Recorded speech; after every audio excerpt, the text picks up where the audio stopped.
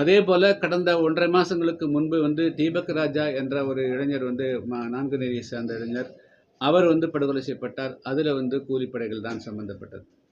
இப்பொழுது ஆம்ஸ்ட்ராங் அவருடைய படுகொலையிலும் அவருடைய முன்விரோதம் என்று சொன்னாலும் கூட அதில் சம்பந்தப்பட்டிருக்கூடிய பெரும்பாலானவர்கள் எல்லாமே கூலிப்படையை சேர்ந்தவர்கள். அதே போல் இங்கே தீபக் ராஜாவில் பண்ணுற டீம் தான் அங்கே போயிருக்குது அப்படிங்கிற அளவுக்கும் தகவல்கள் வருகிறது. அதனால் இப்போ தமிழ்நாட்டில் சட்ட ஒழுங்கு தமிழ்நாடு முதலமைச்சருடைய நேரடி கட்டுப்பாட்டு இருக்கிறது.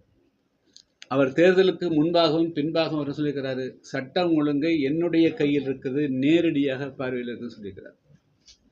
ஆனால் அண்மை காலமாக தொடர்ந்து இது போன்று பல சம்பவங்கள் நடைபெற்று வருகின்றன.